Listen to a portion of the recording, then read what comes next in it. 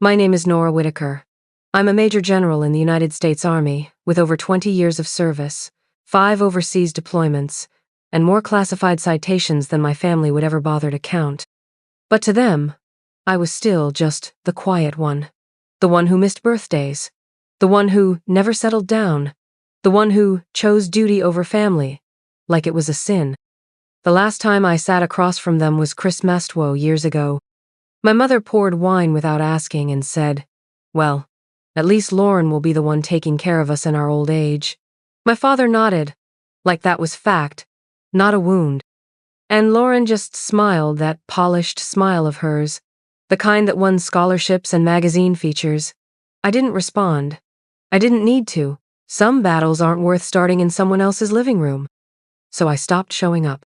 Until the day I heard she was graduating from Princeton, summa cum laude, the youngest policy fellow to receive a global appointment before the age of 27. There'd be a crowd, a camera crew, speeches, legacy photos, the whole Whitaker machine. I went, alone, unannounced. No ribbons, no escort, just a plain black coat and the stillness I'd learned to wear like armor. They didn't know I was there. Not yet. And when they called her name on that bright May morning, with banners flying and applause rising, that's when the sky opened. And the sound of rotors shattered everything they thought they knew about me. The stone courtyard of Princeton's graduate quad looked just as it had years ago, grand, storied, soaked in ivy. Rows of folding chairs stretched across the lawn, and parents in pressed suits fanned themselves with the program booklets. I sat near the back, unnoticed, as always. My name wasn't printed anywhere. I'd arrived early, took a seat by the edge where the sunlight sliced through gaps in the awning. I wore no uniform, just a tailored black jacket over civilian slacks, collar high, hair pinned. Anonymous by design. 3 rows ahead, I spotted them. My parents. Franklin, as stiff as his pressed lapel, scanning the crowd like he was assessing shareholders. Evelyn, in ivory and pearls, dabbing her already dry cheek with a lace handkerchief. They were beaming. Lauren sat between them, her golden honor cords draped over her silk gown, her posture perfect. She always stood out, even as a baby. I heard my mother say to the couple beside her, "That one had presence." She glanced sideways. Not like some others, who chose other paths. Franklin chuckled low. "Lauren's our pride. She'll be the one taking care of us. You'll see." They hadn't seen me yet. I kept still, letting their words pass through me. 20 years of learning how to not flinch came in handy. I folded the program booklet and laid it in my lap. No mention of me. Not even in the acknowledgments. The speaker announced Lauren's name. Lauren Elise Whitaker, Master of Public Policy, Global Fellow Honors.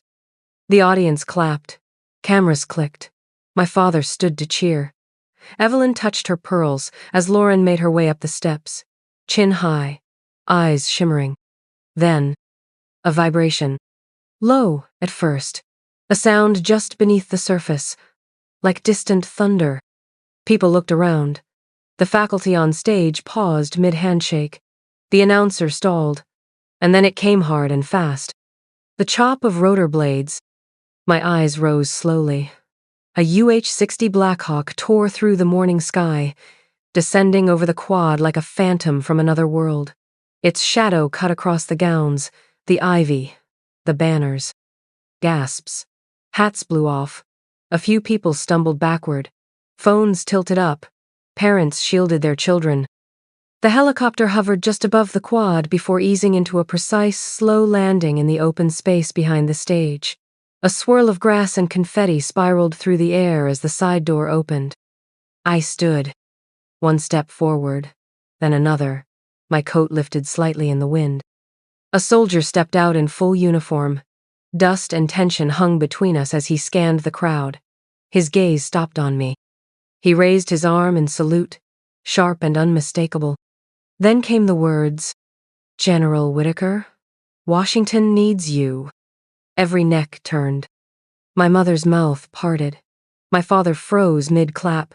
Lauren's bouquet slipped through her fingers, scattering white roses across the stage steps. The soldier spoke again, louder this time, the rotors screaming behind him. General Nora Whitaker, you're requested for immediate priority transport. I didn't look at my family. I didn't need to. I moved forward with the steadiness of someone who knew what this was, not a show, not a stunt. This was protocol. Behind me, the stunned murmurs were building. Students whispered. Faculty gaped. Phones filmed. Chairs creaked as people stood, unsure whether to clap, sit, or simply stare. I walked toward the chopper, and for the first time in decades, I knew they saw me. The air at Fort Myer had always smelled of gravel, oil, and order. I stepped onto base the next morning with no fanfare, just the echo of yesterday's chaos clinging to my boots. Inside Command Wing C, Lieutenant Colonel Reese Dalton was already waiting. He was older than when I'd last seen him, but still carried that clipped precision that earned him my trust during Operation Phoenix Flame. He stood when I entered, folder in hand, brow furrowed.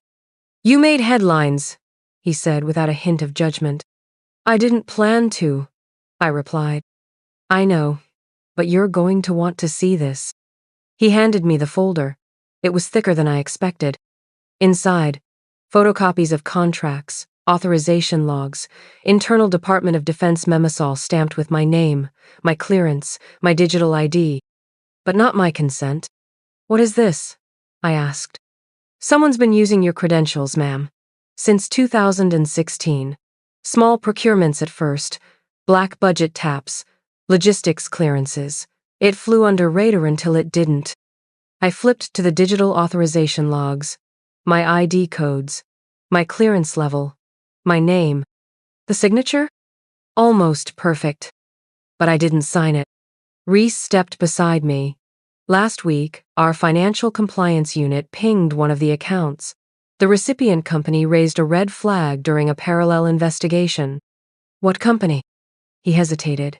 "Meridian Impact LLC. I stilled. "They were flagged for overbilling diesel shipments in Djibouti.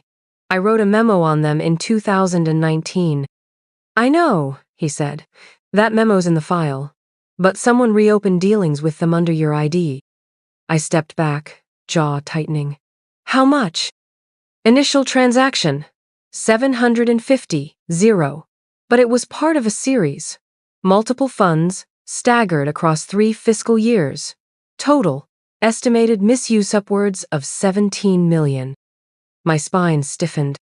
Reese reached into the folder and pulled a single page, sliding it toward me. "This account," he said, tapping it.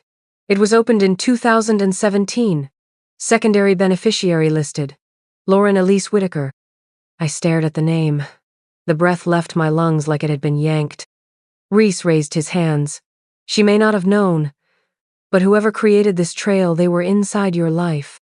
I turned away, one hand gripping the windowsill. Outside, soldiers jogged across the quad. Life moved forward. But in that room, time had collapsed. "I need a lawyer," I said. Reese nodded. "I've already contacted someone. Angela Ruiz, civilian, ex-JAG, specializes in military identity theft. She's handled cases like this. Sharp as hell." "Good. Because this isn't just paperwork." He understood. "This is war."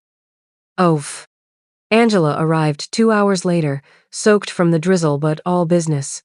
She peeled off her coat and laid out her briefcase like she was unpacking a surgical tray.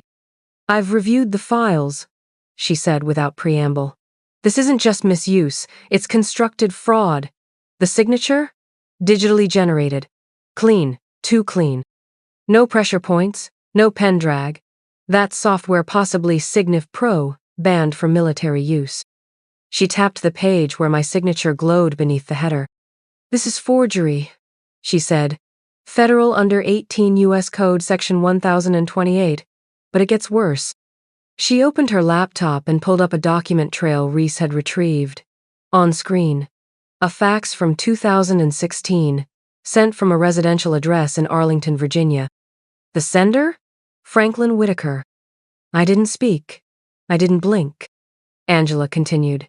He claimed power of attorney on your behalf during overseas deployment, used your deployment to justify financial proxy status, then rerouted funds through a shell company.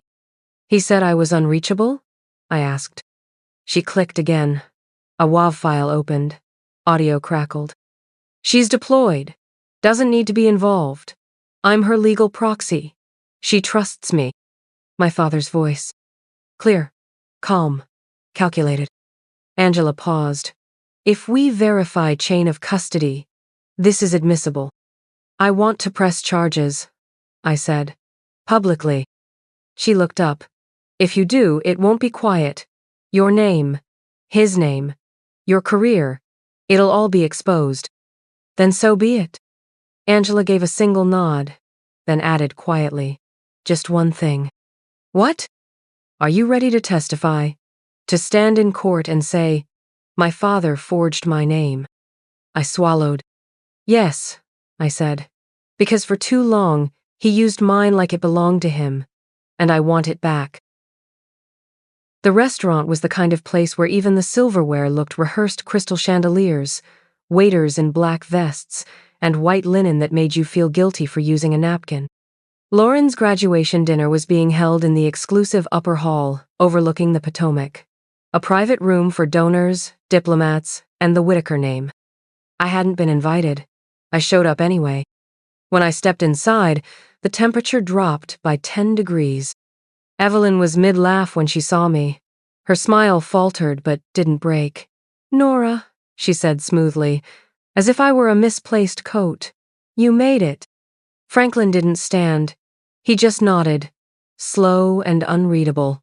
Lauren turned, wineglass in hand. Her mouth opened slightly, surprised but not angry. Not yet. I heard there was champagne, I said, removing my coat and folding it neatly over my arm. Didn't want to miss the toast. Evelyn gestured stiffly to a seat near the end of the table. I didn't take it. Instead, I reached into my clutch and pulled out a small black velvet box. Simple. No logo. No ribbon. I slid it across the table toward Lauren. She blinked. What is this? A gift, I said. From one Whitaker to another.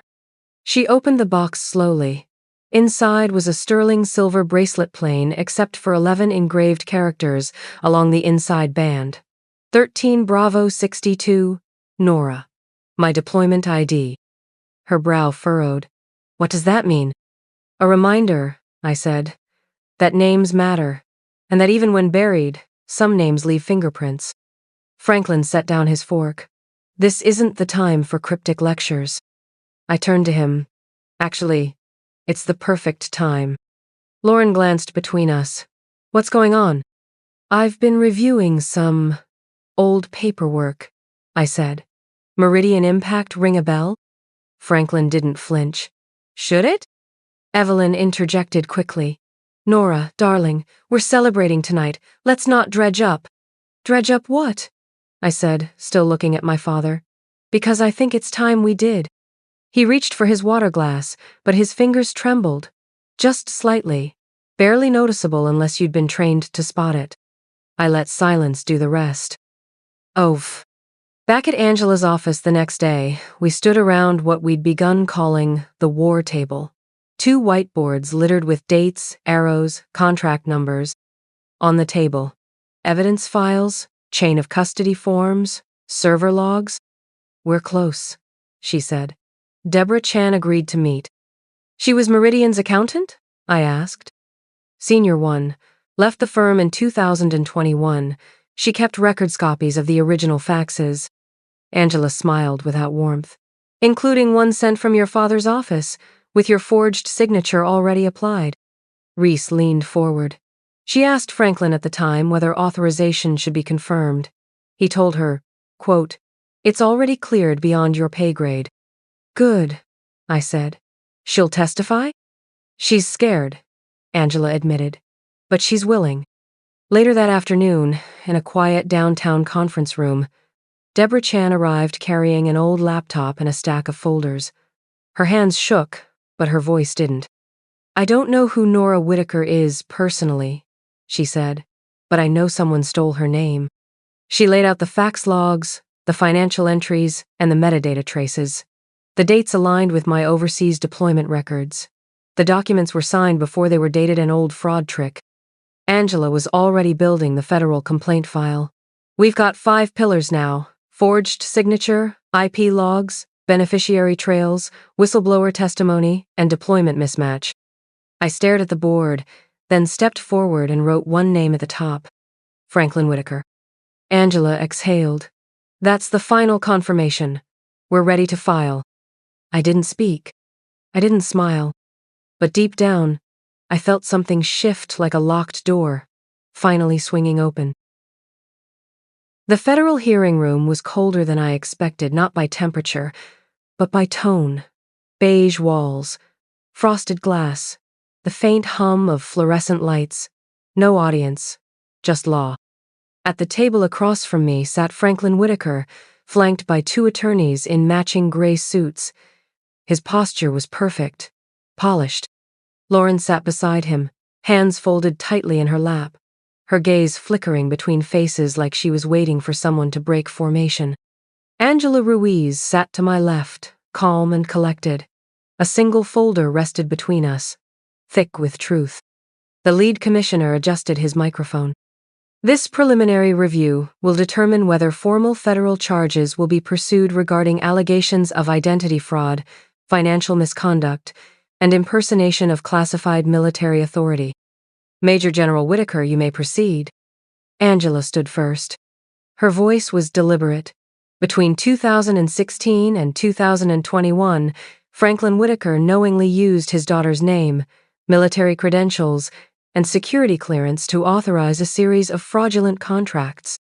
These contracts resulted in the unauthorized movement of federal funds, primarily through a shell company known as Meridian Impact, LLC.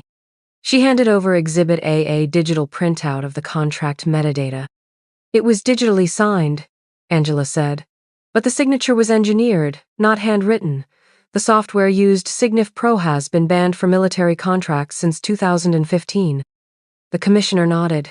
Continue. Angela submitted the audio file. We all heard it. She's deployed. Doesn't need to be involved. I'm her legal proxy. She trusts me. Franklin didn't flinch, but his jaw set tighter. Angela tapped the table once. That is the defendant's voice, submitted as part of a Department of Defense audit flagged in 2017. It was never elevated. We are now elevating it. Silence. Taut and surgical. Lauren's breathing had changed. Shallow. Rigid. Her hands curled around the edge of the table. Angela pulled out the final page. This document shows a secondary beneficiary for one of the Meridian accounts. Lauren Elise Whitaker. Lauren turned sharply. What? Her voice cracked.